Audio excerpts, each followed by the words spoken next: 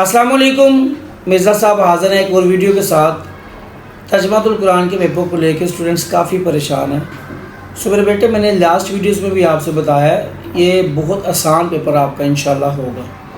सिर्फ चंद चीज़ें हैं जो मैं समझा चुका हूँ और आज भी आपको समझाने लगा हूँ। आज वीडियो में बताऊँगा कौन सी अहम चीज़ें हैं जो आप तैयार करें तो आपके लिए बहुत ज़्यादा फ़ायदा हो सकता है।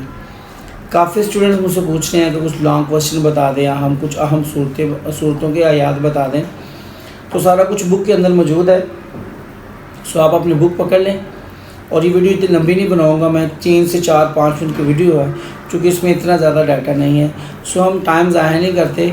सो अब आप अपनी बुक ओपन करें और मेरी तरफ आइएगा ताकि मैं आपको कुछ अहम चीज़ें समझा सकूँ। अच्छा बेटा, ये किताब आपकी तर्जुमातुल कुरान है तो आपने सबसे पहले क्या काम करना है, ये बुक के आखिर पर जो आपको मॉडल पेपर दिया हुआ है उन्होंने पेज नंबर 214, ठीक है, ये आपने पूरा मॉडल पेपर तैयार करके जाना है। हो सकता है इस मॉडल पेपर में से कुछ चीज़ें आपसे पूछी जाएं। उसके बाद MCQs का मैंने बता दिया था, पूरी बुक से आएंगे। ये शॉर्ट क्वेश्चन मैंने बता दिए थे कि पूरी बुक से आएंगे। ये भी मैंने बता दिया था कि आप ये इनके लिए जितनी भी एक्सरसाइजेज़ हैं ना, 6 या 7 सूरतों के अंदर ये अल्फाज दिए गए हैं, वहाँ से आप याद कर लें। हमारा असल पॉइंट है ये आयात का और ये जो आपका मौजू आना है एक इसका। इसके बारे में आपसे चंद बातें शेयर करूं बेटा। तो सबसे पहले आप अपने बुक के स्टार्ट में आइएगा तो अब देखिएगा कि ये देखें, ये 6 सूरतें आपको दी गई हैं और इसमें से 5 आयात आपको आनी है। इसका मतलब है कि हर सूरत से एक आयत आने के चांसेस मौजूद हैं। ये हो सकता है किसी एक सूरत से 2 आयात भी आ जाए, लेकिन मेरे ख्याल से सूरह मरियम से एक आयत कन्फर्म आपको आ जानी है, ठीक है। और उसके बाद एक आयत आपको सूरह फुरकान से आ जानी है और एक सूरत आपको जो है वो सूरह ताहा से कन्फर्म आ जानी है। अब हमने करना क्या है कि हमें प्रॉब्लम ना आए। सो आपने ये करना है कि आपने सूरह मरियम कंप्लीट तैयार करनी है, सूरह ताहा कंप्लीट तैयार करनी है, सूरतुल फुरकान कंप्लीट तैयार करनी है और सूरतुल अंबिया मुकम्मल तौर पे आपने तैयार कर लेनी है। क्योंकि हमें 5 आनी है ना, तो अगर हम ये 4 कर लें, ठीक है जी, तो इन 4 में से उम्मीद है हमें 5 आयात, तो हमने 3 करनी है ना, इन 4 में से 3 तो आ ही जाएंगी। क्योंकि सूरतुल फुरकान जो है वो काफ़ी उसकी आयात ज़्यादा हैं। इस तरह सूरत ताहा की भी जो आयात हैं वो काफ़ी ज़्यादा हैं। तो एक्सपेक्टेड किया जा सकता है कि सूरत ताहा या सूरह फुरकान से 2 आयात भी आ सकती हैं। लेकिन अगर 2 ना भी आएँ सो हम ये 4 सूरतें कंप्लीट कर लें, इसके साथ सूरतुल हज भी कर लें। अब क्या होगा, अब अगर हमने ये 5 सूरतें कर ली, इन 5 में से 4 तो आएंगी, ठीक है जी। हमने सिर्फ 3 करनी है। सो आपका सिलेबस भी कम हो जाएगा और आपका रिस्क भी नहीं होगा। मैं रिपीट कर दूं कि 2 ऑप्शन है आपके पास, या तो सूरह मरियम, सूरह ताहा, सूरतुल अंबिया, सूरतुल फुरकान, ये 4 सूरतें करने हैं, लेकिन इसमें रिस्क है। सूरतुल हज या सूरतुल अहकाफ से आयत आ गई तो मसला बन जाएगा।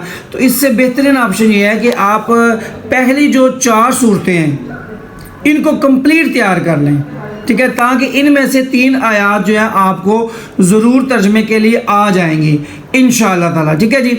अब आपने करना क्या है, इसके मतलब मैंने आपके लिए एक चीज़ तैयार की है कि मैंने एक पेज तैयार किया है जिसके ऊपर जो है ना वो आयात लिखी हुई है एक साइड पे और दूसरी साइड पे उसका तर्जमा है। उसका ये फ़ायदा आपको होगा मेरे बेटो कि आपको बार बार किताब नहीं खोलनी पड़ेगी।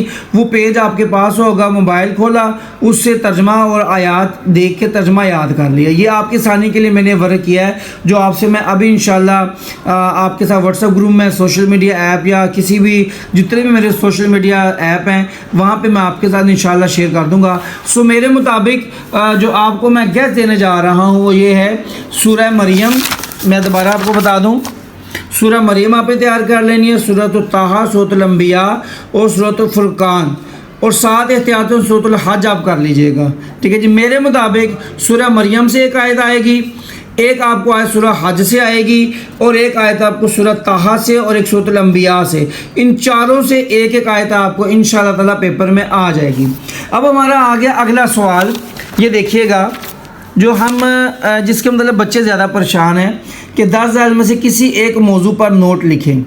अब ये 2 क्वेश्चन आपको आएंगे और उनका आपने तारफ़ लिखना है, ख़ुलासा लिखना है, मरकज़ी मज़मून लिखना है। ये 3 चीज़ें आपने हर सबक से तैयार करनी। तारफ़ ये है, ठीक है जी। उसके बाद मज़ामीन में से ये है, तारफ़, खुलासा, मरकज़ी मज़ामीन, ये दो चीज़ें आपको पूछी जाएंगी। तारफ़ छोटा छोटा है, मरकज़ी मज़ामीन भी छोटा छोटा है। सबसे बेस्ट तो ये है कि आप सारी सूरतों का डाटा तैयार कर लें। नहीं तो मेरे मुताबिक अगर आप ये 6 सूरतें कर लेते हो, इन 6 सूरतों का तारफ़ कर लें, इनका जो मज़ामीन वाला पॉइंट कर लें, तो इन 6 में से तो एक ज़रूर आएगा। अब ये देखिएगा, आपको यहाँ पे मैं आपको बताता चलूँ कि आपको 2 सवाल आने हैं, 2 में से एक आपने करना है। तो मेरे मुताबिक आपके ये जो 6 है ना बेटा, इनमें से एक तो ज़रूर आएगा, बल्कि उम्मीद है कि दोनों इसी में से आ जाएंगे, लेकिन एक तो यार ज़रूर आएगा ना। तो आप अगर परेशान हैं इस सवाल के मुतालिक, तो आप ये करें कि आप ये 6 जो सूरतें आपको दी गई हैं, सूरह मरियम, सूरह ताहा, सूरह अंबिया, सूरह हज, सूरह फुरकान और सूरह अहकाफ, आप इन 6 सूरतों के जो आपका तारुफ है और उसके बाद जो आपका मज़ामीन है, इसको आप कर लें। यहाँ पे कुछ बच्चे अक्सर पूछते हैं कि सूरह मरियम में तारफ़ के अंदर हिजरत हबशा याद करना है। सो बेटा ये हिजरत हबशा इसके तारफ़ में नहीं आता। तारफ़ बस ये कि ये सूरह मरियम कब नाज़िल हुई, कहाँ नाज़िल हुई, इसमें किस चीज़ का जिक्र है, भाई ये तारफ़ आपने करना है। हिजरत हबशा जो है वो उसके आगे एक अलग टॉपिक है। इसके साथ आपने क्या करना है, इसके मज़ामीन, सॉरी एक मिनट वेट करिएगा, मैं आपको बताता हूँ जी।